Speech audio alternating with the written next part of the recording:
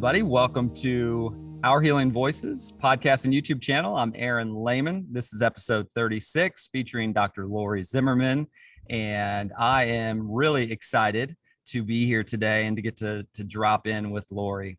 We go back over 40 years to when I was in my mom's tummy, which is wild to me. We, connected a long time ago. She's known me before I came into this earth in physical body, and I'm just really excited to drop in and listen and learn from you today, Lori.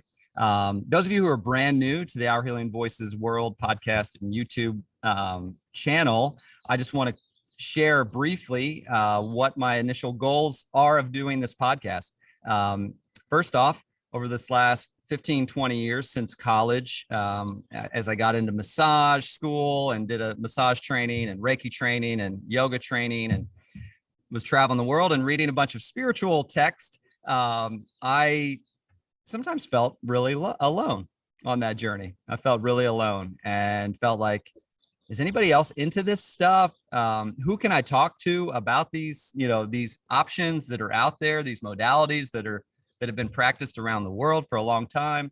And I think sometimes it just felt lonely. So that is one reason I started this podcast, was because I want us all to realize that there are actually a lot of people near and far that are having these conversations with themselves, that are having these, doing the mirror work, like looking in the mirror and being like, what's going on with my skin? Is this stress related? Is this gut related? Is this, have I just been touching my face too much, or, whatever. So there are people having conversations like this with their doctors, with their healthcare professionals, with their coaches.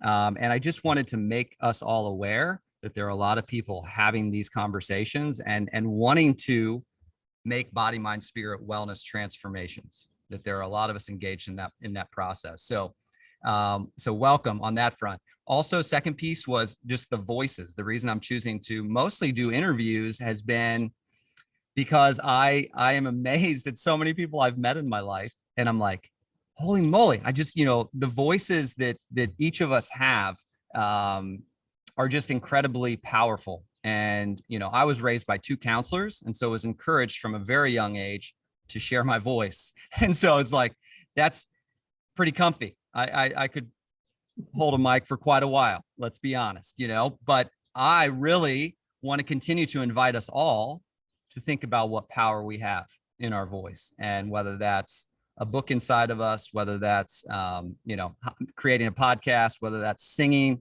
whatever that is, right? Using our voice, maybe it's having a courageous conversation with a partner. Long story short, just voices. Our voices are important. And your voice is important, those of you who are listening in. So thanks for being here. And yeah, I'm really, really stoked to dive in. So yes, on that note, as I introduce Dr. Lori Zimmerman, yes, Lori babysat me when she was 11 or 12. She knew me when I was in utero. When you were 11 or 12, I was a 2-year-old, is what mom said. I was talking to my mom and she's like, oh yeah, I think Lori was like 6th grade. I think she was in 6th grade or something like that when she was babysitting. But yeah, we lived on the same street in North Manchester, Indiana. And like, what a special street. It's so wild. Like, I have such incredible memories with your family, specifically because, your mom and dad, one of the roles that they played in my parents' life was, just awareness of the power of listening and sharing, and just this, and I think one of the other reasons, Lori, I mean, this is cool, right? One of the reasons I'm doing this podcast is because when I was a baby, your mom and my mom literally passed me back and forth between them when they would share time and drop in. And it was, it's home for me, like drop-ins, getting to talk to you. I'm like, it's home for me. Like, it was my, like as a little baby, I got the downloads. I had tears from my mom and your mom's face probably falling on my face. It's like, so I feel at home, in raw, honest sharing. So, and our dad our dads would share as well. And our dads were really unique beings. Mm-hmm. I had your dad as a professor in college in mediation, learned mediation and conflict resolution. And yeah, we both had rare dads who were able to, again, not flawless fathers, but like we had great dads who really did create space. Yeah, created better space than most for honest sharing. So anyway, okay, that's the personal aside, but yeah, you have just recently left 22 and a half years of practice at a small, not small, like a North Manchester, like you had a good community of people coming in there. You've been a family health physician. Yep, family practice provider. So okay. After going to Manchester College, then left there to go to Michigan State for medical school, which was a pretty big transition for a small town girl to go to a large university. That was the biggest transition of my life at that point. Yeah. And so did 4 years of medical school, 3 years of residency and family practice, and then came back to my hometown, this community to practice, and did the full spectrum of family practice. For the first 10 years, delivered babies, would round on people at the hospital, be in the office for 8 hours, just the whole spectrum of family practice, emergency things, walk in, lacerations, and all of that. And wow. They were fun and exciting. And,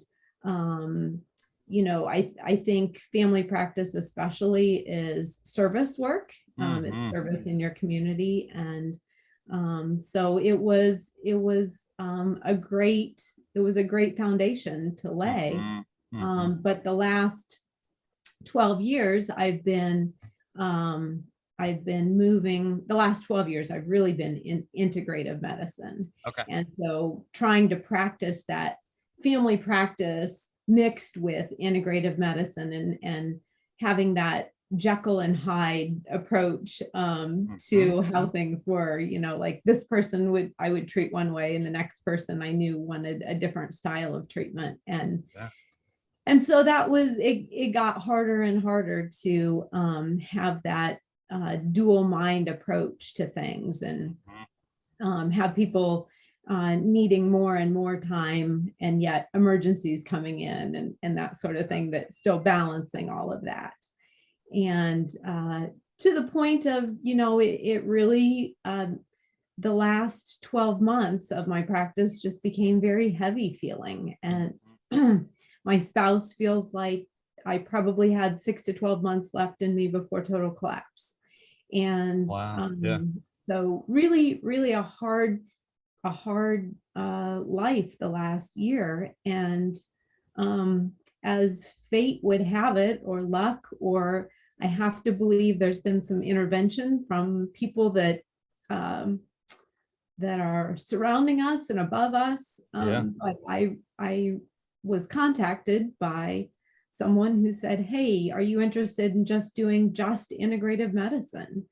And I said, and we had met at a conference 12 years before, but really had not had any contact in the interim. And the other piece to the story is that this summer, as we were hiking, I said to my family, "Gosh, I just wish I could work 3 days a week. I really think I could find more balance with 3 days a week." And sometimes when you put those words into the universe, what you need, it's surprising what comes back. So to be contacted, and it was at the exact right time because I had a contract that was expiring, and it just was fairly seamless in terms of transition. And so, one day I walked out of a practice seeing 25 people a day and walked into a practice seeing 6 people in a day and having an hour with new patients, and just really having the time and space to, work with people and listen to them and offer counseling, and be in an office with very like-minded people is very empowering and very encouraging, and feels very supportive to my soul. Yeah. Wow, that's powerful. I mean, I got a little choked up just hearing you kind of talk through that, and just feeling, wow. And all of the different hats you wore and roles and different things you showed up for during the 22 years of family practice. Like, wow, wow. I mean, to be a little, a fly in the room, right? It just, I mean, I can't even fathom what the days look like for you, where you're like doing this, and then next thing you know, you need to get called into that room, or right. And then also, raising a family through all of that. Yeah. So I had a spouse who stayed home with the little kids and would bring babies up to nurse over lunch, or I have to head out as soon as I get done because my kids have a tennis match or a volleyball match. And I have to say, one of my proudest things is being a full-time working mom. And I can tell you, I really never missed my kids' events. Yeah. So my first most important job in this world was being a mom, and still is. And second is my paying job. But my family has always come first. And so it's been an amazing run in a community that's just been totally supportive and accepted me back. You can probably imagine going back to your hometown and having your teachers and your former custodians, former Sunday school teachers, be your patients. And so it's humbling, and it's been a special time to be very intimate in people's lives, when they invite you into that space. And yet you sit next to them at church, or you see them at the hardware store. Totally. Well, you, as you're sharing that, the word that comes to mind is vulnerable. People, we're coming, I went to you when I was in college. I remember, having an appointment with you. And it's like, we can't, like, people come into your office vulnerable, in a state of vulnerability, of like, whoosh, I don't know what to do about this, about like whatever it is. And whoo, how did I just am curious, like thinking about that. I'm like, how did you take care of yourself? Like through that, like where it was like, for me, it reminds me of like, what a psychologist would feel like showing up one-on-one sessions. And you're so many clients. Anyway, I'm just. And your brain's on all the time. If I wake up in the middle of the night and I start thinking about this person or this situation, or it's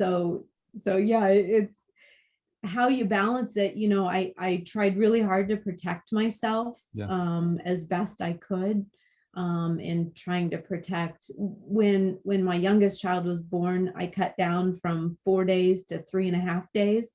And I told them at the time, well, I'll probably add that half day back. And I never did. She's 21 next month, and I never added that back. So doing what you can to protect yourself. And I would take that half day after they went back to school, and it might be that I would literally just sit in the backyard with my feet in the grass, while they were still at school for another hour or two. Just trying to fill my cup up a little bit. Yes. Wow. So huge. All the people you've shown up for. And then, it sounds like it was very life-giving. It's been very life-giving, the 22 years in that role. And now shifting into this new role, really getting to focus more on the integrative medicine, which has become, and even more over the last decade, it sounds like more and more kind of was like, okay, I wish I had more time with this person, or I wish I could, so this is now it's allowing you, I've got an hour with with my, intake form, and getting to dive in with somebody. Right. Yeah. It's been interesting because being an osteopathic physician, my training was a little more focused on, looking at a person as a whole, not looking at a person as just a disease or a healthcare problem. But really it starts back with, I grew up with a mom who taught me there are no limits for women. And so she also got cancer when I was in medical school, and through her own journey would lead me to alternative providers. And so, I remember being at Cancer Treatment Centers of America and walking up and, 25 years ago, having at the cafeteria soy milk and going, what's soy milk? Or, wow. Or she would take me to a Chinese doctor's appointment and he would feel her pulse, look at her tongue, and prescribe herbs and this really stinky tea. Yes. And so, just having a mom who exposed me to chiropractic when I was, 10 years old, those were always kind of very foundational roots in me that were instilled. And so putting that together with a traditional medical school experience, I still had those roots. I still had those underlings of thoughts, that would be in my thought pattern. And so I think the combination of having a mom who did all those things, as well as having some patients who were very encouraging, wanted me to learn about women's bioidentical hormones. That was kind of the first area I ventured into. Yeah. And then having my own children with their own health issues. And of course, as the mom, you want to solve it, not even just as a healthcare provider, but as the mom, you want to solve that. So, that led me on a very winding course to where I am now. Yeah. And so it's a unique blend of lots of areas, but a lot of areas of interest. Wow. Well, yeah. So, I like to allow the conversation to flow, because sometimes I'll hear you say something and I'm like, oh, let's go here. But I definitely would love to. Let's dive into some of the questions, just so that we can rock through those. And so as you think back, so we're getting glimpses of just this evolutionary journey you've been on. And as you're sharing, I'm literally remembering, like, some of the first times I met Joel, I'm thinking, I want to be a stay-at-home dad. I want to find a way to be at home with my kiddos, or whatever. Like, I mean, it's amazing the impact. And then even osteopathic world, I remember hearing you share at some point to me about that, and kinesiology and and I was like, again, these little seed plants, as you're talking about your seed plants, I'm like, you and Joel have been, your family has been seed plants for me into what I'm into and what I'm curious about today. So anyway, just big gratitude. Yeah. So as you think back, why don't you give us a glimpse so as you think way back, what are a couple of those 2 or 3 things, like, to be where you are today, showing up the way you are? I mean, we've gotten a few little, messages as to why it is you've shifted into the integrative world. But as you think about this last 50 some years of your life, 50, you're 50, right? I'm 40. I'm like, yeah, you were 11. I think you were 11 when I was born. So yeah. So 51, like, as you think back, like, are there 2 or 3 pivotal moments that really impacted the way in which you show up today, not only to your family, but to yourself and to clients? Well, just the piece of getting into medicine, again, goes back to my mom, because we don't have any healthcare providers in our family. So, being a first generation in medical school was just really scary. Okay. But she, at the time, had me shadow, when I was probably in high school, shadow a pediatrician friend of hers from Ohio. And I walked out of that office that day and said, I want to be a pediatrician. I just thought that is such a cool job. Yeah. And so, had she not organized that, I doubt the seed ever would have been planted to think about medicine. Um, Mm. so that was kind of my first glimpse, because, unless you have somebody who's in that role close by, I just don't think it would have been a role I would have considered. Mhm. And Mhm. then moving forward, then as I went into college, going on the medical practicum was probably the next big push toward medicine. And so the medical practicum, Aaron and I went to the same college, and the January semester is spent, some classes are spent abroad. And this particular one, my sophomore year, was in Costa Rica with a professor by the name of Ed Miller, who led many, many, many years of these medical practicums. And so we had the opportunity to work with underserved people in rural communities and providing healthcare medicine. And as a student, it's your first glimpse into, what healthcare can be, but it also, is definitely shows you the service side of things. Mhm. And many of those evenings are spent with the dentists and the doctors, just having conversations. What's it like to go to medical school? Could I even go to medical school? Am I capable of that? What does it cost? How do you get money for it? Those kinds of conversations. Even conversations about kids. Well, what do you do with children? How do you go to medical school, or how do you practice and have a family? So these were all conversations that I was able to have at the age of 19 and 20 Mhm. with healthcare providers. And so that opened up my world to encouraging people who said, you can do this, you have the abilities, and there are ways to, get this funded or take out loans, it's okay. Mhm. And so, those were probably my two launching points for my career. Um, I don't think I would have ended up in medicine without either of those, or the combination of those two things. And it's been then just laying the future stuff on top of that. Then I did go to Haiti 6 weeks after the earthquake, and was in a group of about 5 or 6 people who provided care to the Haitian physician, or the Haitian people after the earthquake. The other one was, I did go back on the medical practicum 2 years ago. Okay. And the really cool piece was that I got to be there with my daughter. So, so that was super cool. Yeah. It was really the first time in her life that she got to see what her mom does for work. Wow. Yeah. And then that was the launching point for her, because she is now a first-year medical student.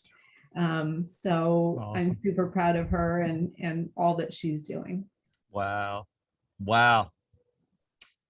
Woo-wee. Yeah, good stuff. Okay, so yeah, so your mom, so your mom was seed planting, seed Yeah. planting in a lot of ways, is what it Our sounds moms like. had a lot. Our moms had a lot in common. They're both seed planters. Oh my goodness, right? Oh my. Yeah. Yeah, your mom. Whoosh. Anyway, so I have to just say your mom was one of the most impactful women in my life growing up. Like, just wild, and I literally, and whether it's the getting passed back and forth, but like I remember when she was going through her health battle, it was just like, it was so sad for me. It was like the first time, like I think I was 11 or 12. I think I was 11 or 12, and I wept like a little baby, like I had lost my grandma, like I had lost like literally a family member, like that. Yeah. Your mom just, her hugs were like nobody else, it was just like, anyway, She was so that mom to everybody, she really that was. she spent her last 10 years in education, counseling, and then also in home ec, and would take on, the pregnant teenager who didn't have anyone to turn to. So she really was that mom to everybody. Yeah. Yeah. Yes. And she's planted amazing seeds that, have you showing up the way you have.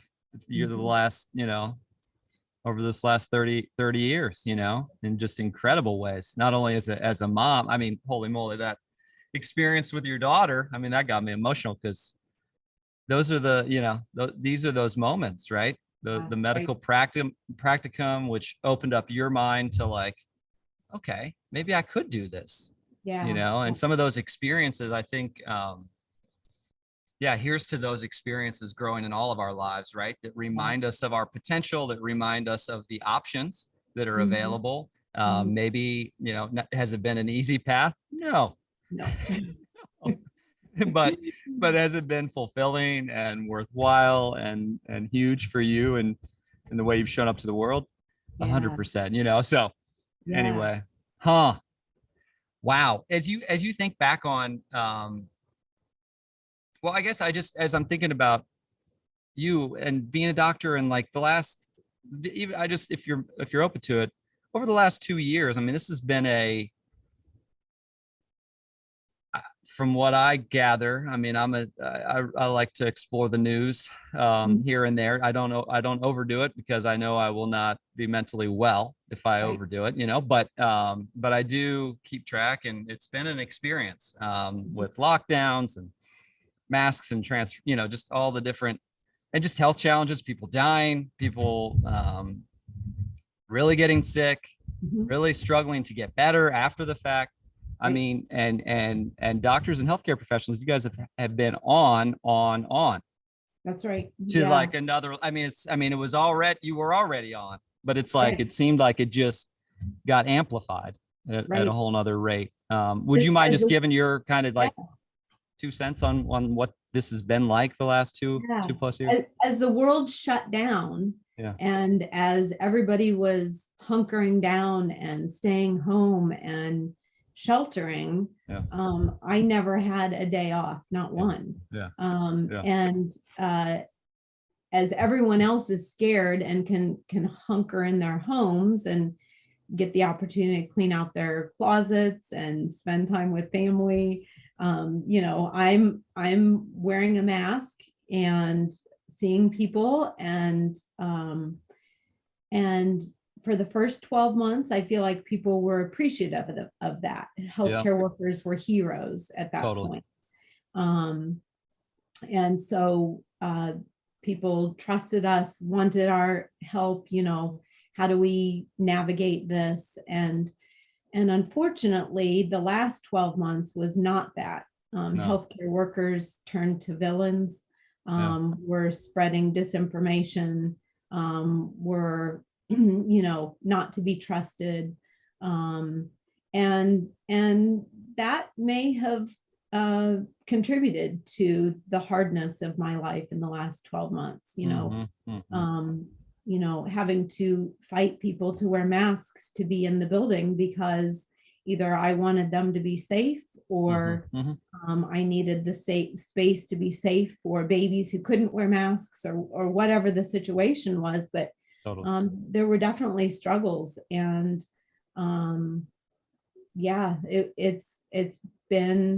it's looking back, can you believe it's been 24 months? I mean, does it feel like forever for you, like walking through it in your role versus, for me, I feel like I'm like, there's no way that it's been 2 years. It feels like it's been forever. It does. I had my first in-person hospital board meeting last week, and we literally have not been in an in-person board meeting for 24 months. And I have my first in-person board meeting at the university this next week. So it feels like the world is coming back to some normalcy.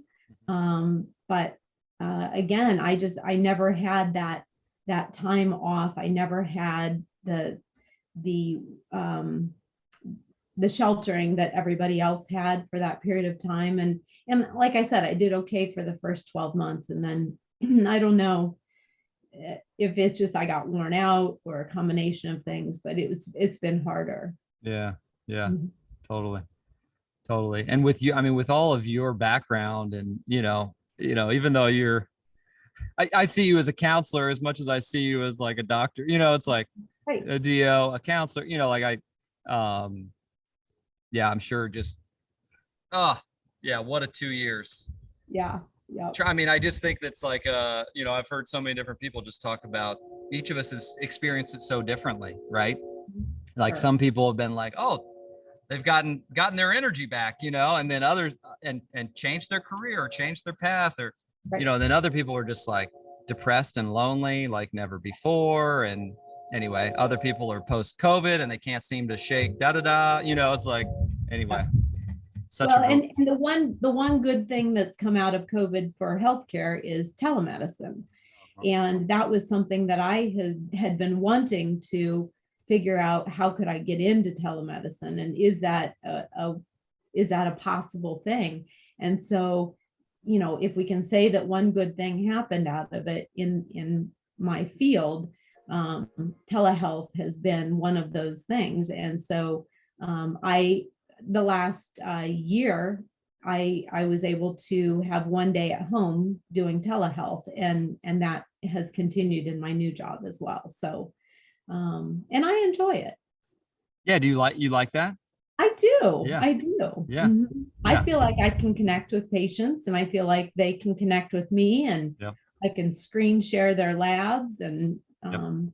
I feel like it's pretty productive. Totally. Totally. Yeah. You can still give that same quality of Mhm. attention and care. Yeah. Yeah. Wow.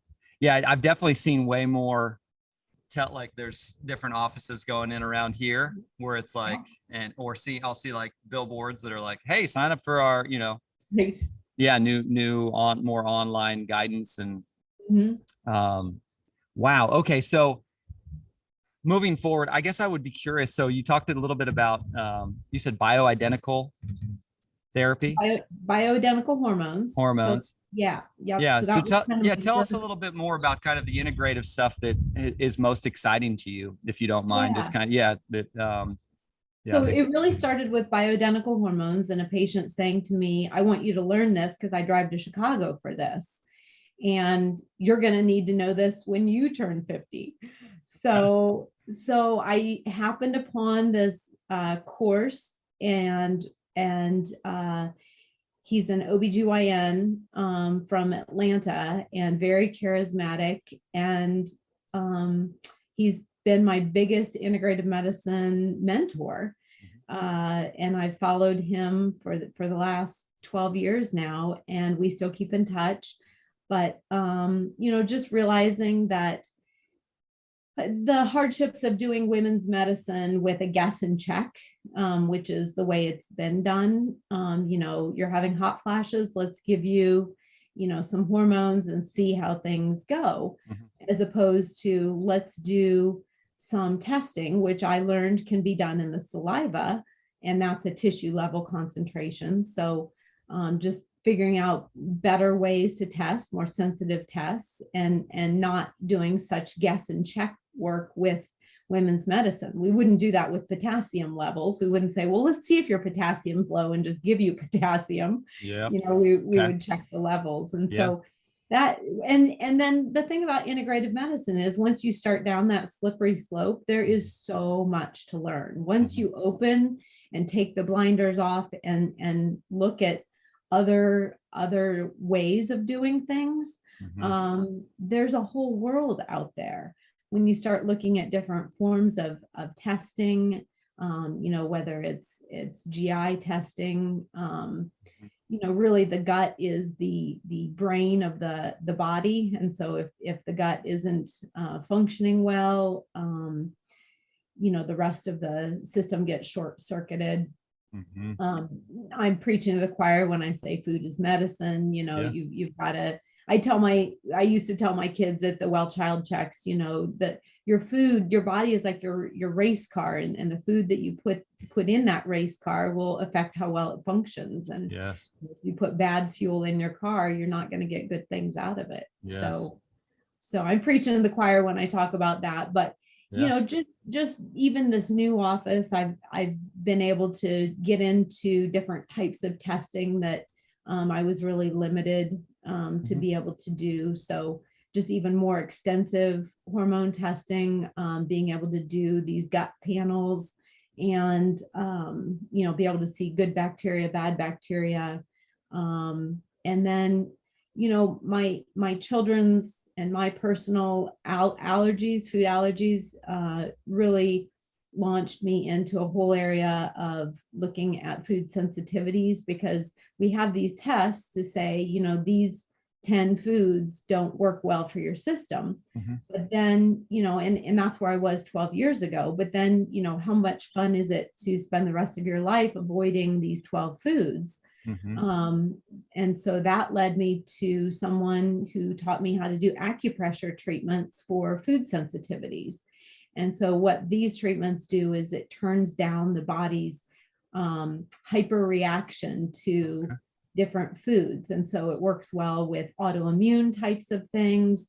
You know, people who have, I mean, I've worked with asthmatics, seasonal allergies, people with hives, chronic headaches, those sorts of things. And so it's been, to me, this last adding this last acupressure piece to my tool belt has been the most fun thing I have added in my 23-year career, because it gets such immediate results for people. Wow. You know, and when you take somebody who their throat closes off when they have shrimp, Yeah. and they're able to eat shrimp again without going to the emergency room, that's pretty life changing for somebody, you know, that they don't have to live in fear of, are they going to get a contaminant or something like that. So, so it's pretty powerful. Wow. And yeah, I've had 3 people who've consumed their food that would close off their throat completely. So it's pretty cool stuff. And Mind expanding. That's so mind expanding. Yeah. yeah. Wow. So yeah, that kind of led me to the food allergy piece and dealing with those sorts of things. And you know, just lots of different modalities. And you know, maybe I don't have the solution for somebody, but I can direct them to this provider because you know, I've experienced this kind of treatment and it works well. Or so just being able to help people come up with some solutions, or at least some hope. Yeah. I think when people leave my office, I think the most common thing I hear is, "You've given me hope again." Mm-hmm. Um, Mm-hmm. so that's an important piece. But more than that, getting results for people. So I had a Yeah. patient who came in for her first recheck from my new office. Mhm. And she came because she'd been having seizures for several years. And after leaving, she's had the longest stretch seizure free. She's not had a seizure since I saw her the first time. So just some really, yeah, just some really cool Yeah. things that you can do for people. Wow. Wow. Oh, Lori, that's, yes, this is, I mean, this is magic. Magic. This, I mean, this is real. This is real. I think that's right. I mean, this, I mean, I've been And watching this. Yeah. I don't know. I'm just so excited that that's you're the offering. beauty of integrative medicine, right? Because it's saying that you can, you don't have to turn your back on traditional Yeah. medicine, but you can use it all together at the same time Yep. and have support from all directions, or have options. You know, somebody Totally. who comes to see me because they have high cholesterol, you know, well, we can try X, Y, and Z. And if it doesn't give us the results we want, we always have the prescriptions. I mean, Totally. it's just not my first go-to, right? Yeah. So, Yeah. you know, I still have all the options in my tool belt. Totally. Totally. Yes. Yes. I think that, I mean, that's so exciting that that's continuing to be, I feel like that's growing and growing and growing. Just, you know, Mhm. over the last, you know, Sarah, we got back from our honeymoon. I don't know if she picked up a parasite or a couple parasites while we were Yeah. abroad, out traveling, but um, her skin was rough. Her, you know, her gut was off. She went to a functional medicine doctor. They really got in there and like analyzed like what's going on with her gut. and had her do this and had her do this. And it really, helped her just give her hope. And then she ended up, realizing, I think, again, it's this, when you have it doesn't have to be either or. I think that's, I think a lot of folks, Right. I think I was even chuckling at myself, right, Lori? I mean, I'll just be real. I had COVID over the winter time, and I'm like, I'm not going to take an ibuprofen. Like, I can be on the edge of a little crazy, and it was like, but after 24 hours of just like, not like just fevery and achy and all this stuff. Those headaches. Yeah. Oh, the headaches. I was like, my neck was like real snugged up. And my dad took an ibuprofen, and he was like, and so I did it. And I literally, it was like I had the best pair of my life. No, you know what I mean? It was like, how in the world did that work so well? It's like, and so I, just to be real, I mean, that's kind of, I'm continuing step out of that extremo land, right? I think sometimes we can, people sign up for one camp or the other, and it's like, wait, hold up, let's just like realize that both can really blend together, can really work together based upon an individual's needs, based on an individual's choices, right? I mean, because you have some clients who probably come in and are like, hey, can you help me find this medication because this worked the last time or whatever, and then you have other clients who are like, all right, help me figure out my gut because something's going on. I can't, and I know it's causing my headaches so we're all different, I mean. Absolutely. Yeah. And that's the beauty of integrative medicine is that, just all options. I mean, in complete, exposure, I didn't take an ibuprofen or a Tylenol when I had COVID. I just wanted to lay there and got through it. Let's see how bad this can get. You're right? stronger than me. You're stronger than me. I tried. I was like, oh my. Yeah. Wow. Yeah, that was So like, I tend to be that way. Like, you are, I don't want to use any extra medicine that I don't have to use. So. I appreciate you being honest about that because, and the whole that the gut is the brain of the body. I mean, that is powerful. That is powerful. Do you feel like more people are signing up for that and getting that in the whole of the collective, like I feel like we're getting that. Yeah. Yep. More so. Yeah. Cause people come in and say something's going on with my gut. Yeah. To the office where I am now. No, nobody used to say that, my old office, but people understand, they're understanding. More and more. Mm-hmm. More and more realizing what that, Right. how much that impacts. Yeah. So fascinating. So as you think about your own self-healing journey and kind of what has been key to you? You've shared about how, it wasn't work and then family, you shared about how family time still held the number one place, and also you were a servant to so many in your community and still are. The body, mind, spirit, the self-healing journey, like what's that been like for you? I mean, we're all so unique, I'm sure you could tell me like 12 stories as to, moments. And I know the two moments you shared led you to where you are today in powerful ways. Yeah. What are some takeaways on your self-healing journey that have been important to you? Yeah, I think just really being able to, I guess, diversify. And so for me, what that has meant is, being involved in a spiritual community. So being involved in church, being connected to those people who care about me, as well as, they might be patients, but they might also just be good friends. I'm pretty protective of, there was a period of time where I wanted to be by myself, when the kids would be around and all of that. So I would protect that space for a couple hours each week. And, whatever it is I needed, I usually chose to be by myself. And the funny thing is, now that all the kids are gone, now I seek connection in that time. Yeah. And so that's all transitioned. But, just for me, I think, again, feeding the body the right types of foods, seeking a higher level of health for myself. Whether I was never an athlete. When I started running in medical school, I made it one block. And so, being able to run a 5K with my kids, when they were, in high school age. I mean, they obviously, it wasn't they ran next to me, but we were in the same 5K. Yeah. And to be able to still show my kids exercise is important.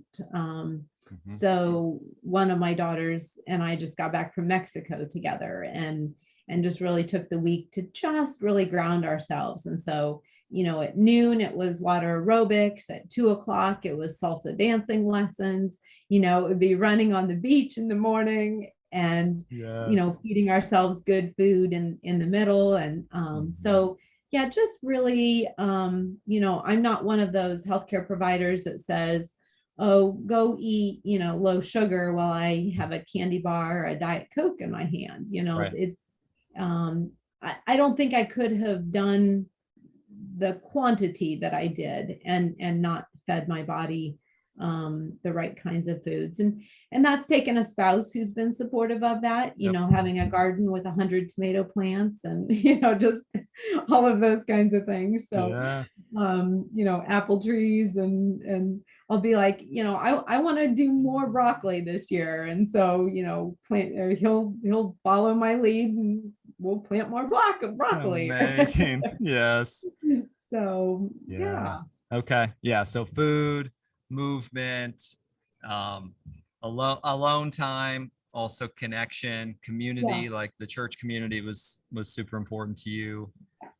Just isn't it funny though, the transition, like when the kids were all at home, I wanted alone time and now it's like connection. Yeah. Real. Totally real. Yeah. And that Mexico trip sounds amazing. That sounds amazing. And well, one of the things I've learned is that, while I went through some grief of letting go of my kids, but having adult children is so cool. It's so cool. And your parents will tell you the same, but just being able to connect with those and just to rely on those humans so much. So they rely on me, but I rely on them heavily. So what did you learn? What are just speaking of being a mom, like what was so important to you? What did they teach you? Like, what did you seek to, like, obviously, the food thing, the movement thing, modeling that, but just in general, like life lessons or values, like what did you seek to really impart with them? And then what did they, as you walk away and be like, wow, what was a big learning from being their mom? Yeah, well, I just am really proud that I was able to be involved with them and be a full-time working mom. I feel like there have been many physicians who, I go to their funerals and I hear their kids say, well, he was always at work, but he was a good dad, that kind of thing. Yeah. And I didn't want my kids to say that. And I don't think they would. Yeah. So, just I was the mom who did not take my kids to the church nursery because I needed that connection time with them in the pews on Sunday. Yep. And so I'm not judging people who take their kids to the nursery. Yeah. I'm just saying I needed them to sit on my lap, sit next to me. Totally. I needed that connection time. Totally. And so it's, again, with vacation, like we never took vacations without our kids. Joel and I tried to do that once and I was so miserable. I was just so miserable. Yeah. And so we I can think of 2 small trips that we took without them. Mhm. Mhm. And so just that connection with them, just even on the daily basis, Mhm. it would be interesting to see what they would say about me. I Mhm. know that they would say that I had plenty of stress that carried over into that relationship. Yeah. Yeah. But I have 3 really cool kids that none of them are perfect. None of us are perfect, Right. but they're doing such cool things out in the world. And I just appreciate any minute that I get to spend with them, whether it's a phone call or in person. Mhm. Um, and ever since my dad died, Yeah. I really rely on them a lot. I lean on them Mhm. just to be Mhm. able to have that person who loves you unconditionally. Yeah. Yeah. Yeah. Yeah. Yeah. Yeah. So, but my Yeah. daughter and I, we decided we are definitely going to be we're going to commit to take a trip together regularly. We're figuring out what that time frame will Yes. be. But yeah, we just had it was our second girls trip, and we just really had a good time. Mm. Love it. Love it.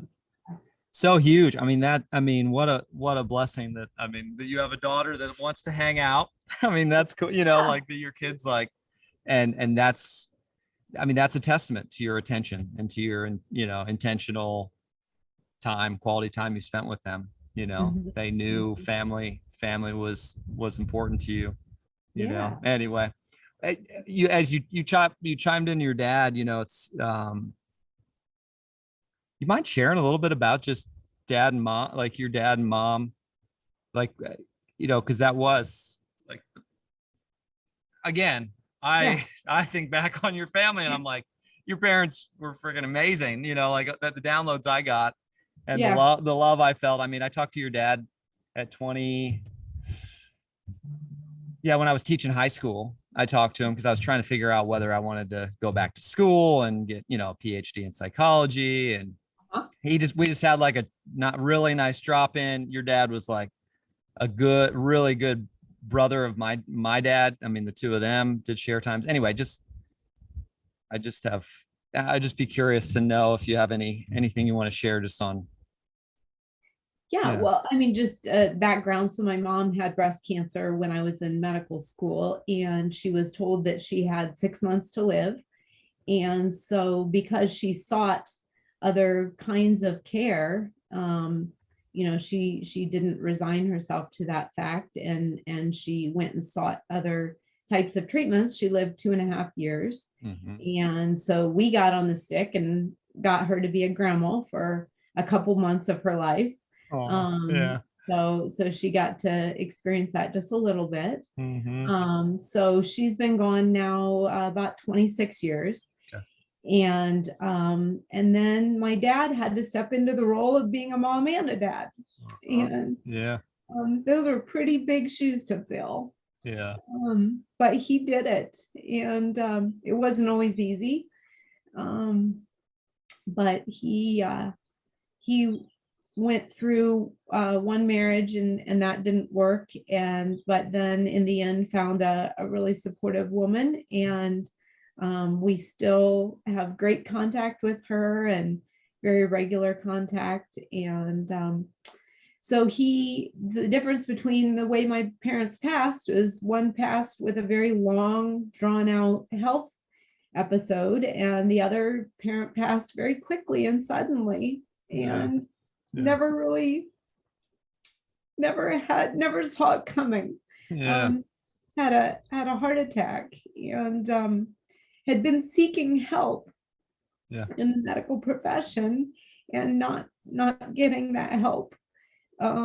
So in some ways this is really hard, but the medical profession failed both of my parents, Uh-huh. because my mom had um, a normal mammogram 6 months before her diagnosis. Uh-huh. So, and then Huh. my dad had been trying to seek the help of a cardiologist, um, and being told that it wasn't cardiac, but it was. So that's really hard. And in fact, very shortly after my dad passed, I had a patient who was going through the same thing. And I got him in with a cardiologist and got him taken care of. And that patient was able to recognize that I did something for them that my dad was not able to receive the same kind of care. Mm-hmm. So, yeah. Well,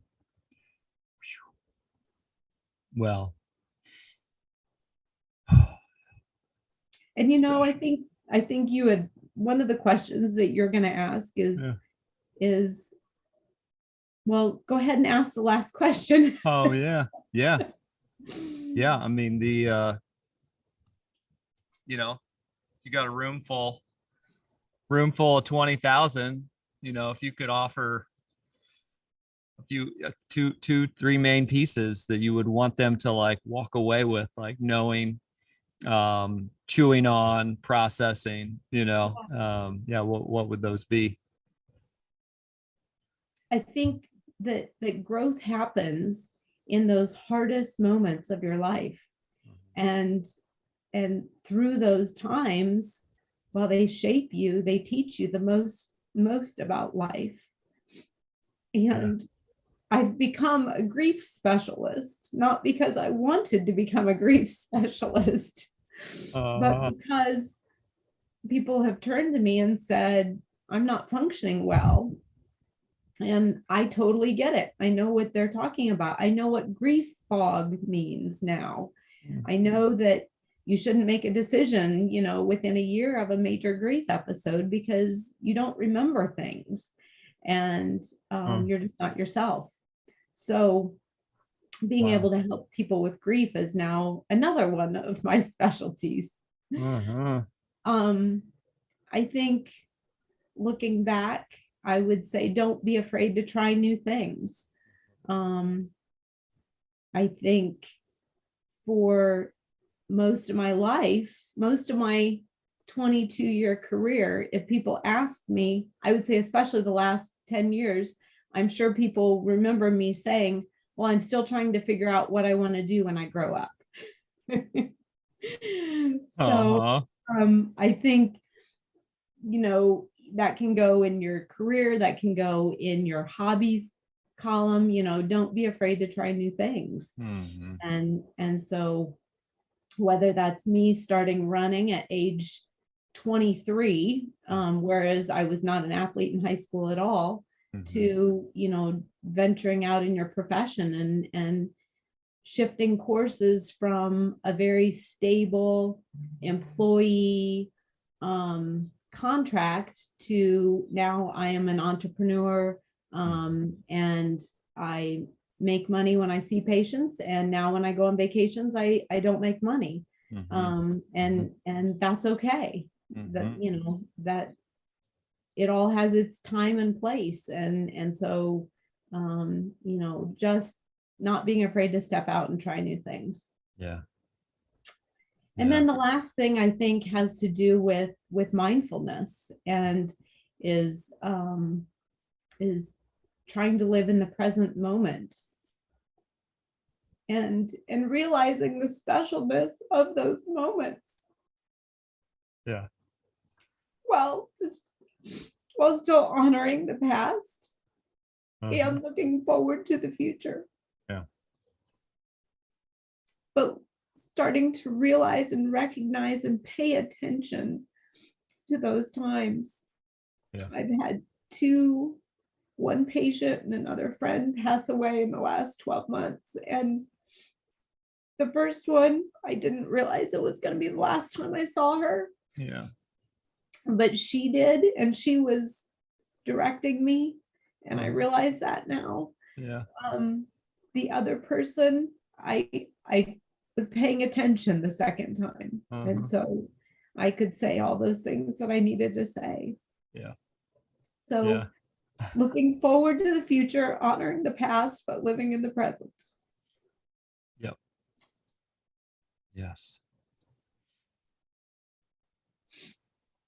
And I look Yeah. at the pictures of you with your parents, Mhm. enjoying those times around the table together.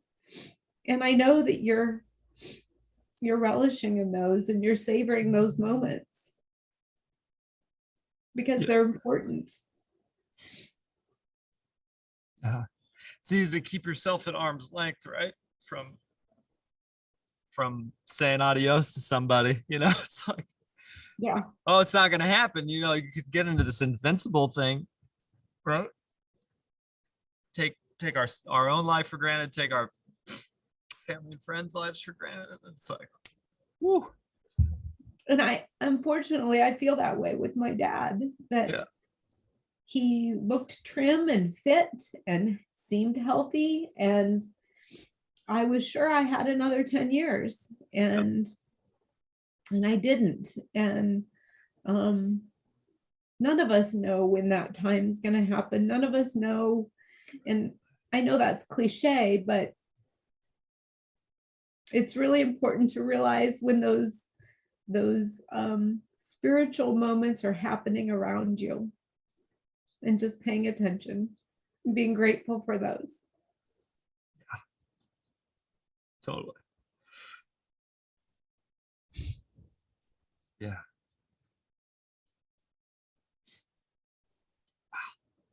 Yeah. Yeah, it's right, as I hear you share, it's like it's the sacred, right? It's the holy, It is. the holy love that is like, wow. I mean, that's when I your parents, like, that was what they were to me, like, and I was their freaking friend's kid, it's like they showed up with that sort of that sacred energy, right? That your special energy, which is, it feels so different, Yeah. yeah.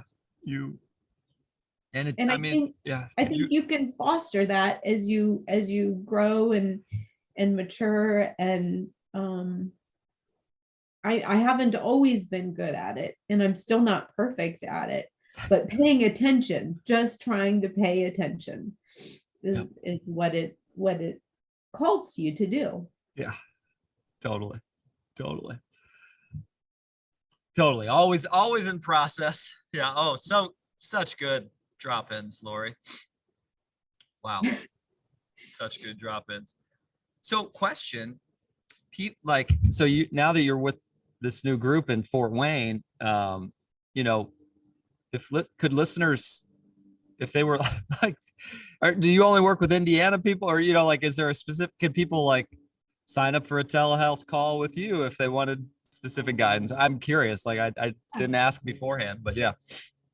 Well, COVID has presented some uniqueness that has allowed some reciprocity and open the channels for that. And whether they will at some point decide to reverse those channels or not, I don't know. Yeah. But right now, when I have a patient who goes to Florida for the winter, we can continue connecting by telehealth. And so yeah, so right now the doors are open to those possibilities. Okay. Yeah. Mhm. Yeah.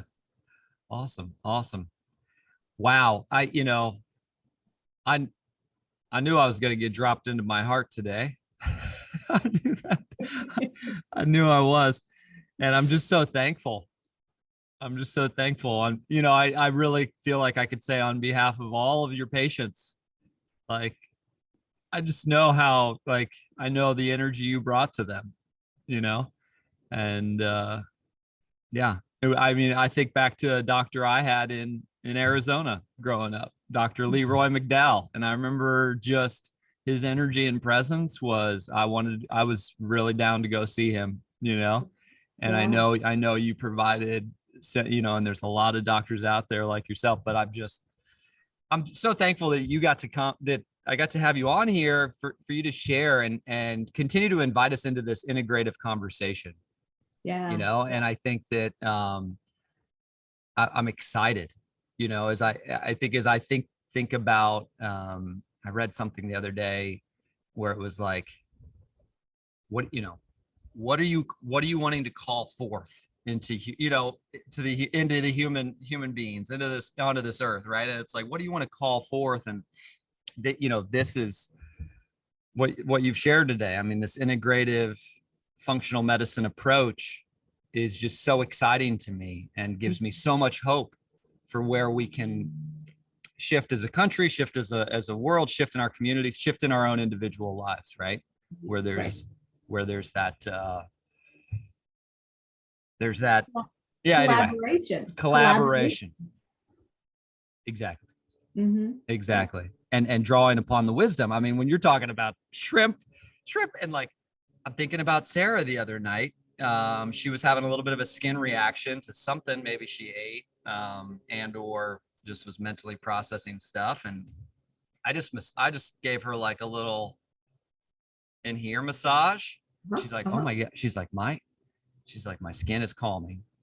The skin, whatever I was doing. Anyway, so I'm not an acupressure guru at all, but I was like, obviously reflex and hand massage and everything. So it's just so exciting that you're bringing that expertise to folks. And then the grief stuff. I mean, the grief wisdom and the wisdom of grief. Yeah. I mean, like,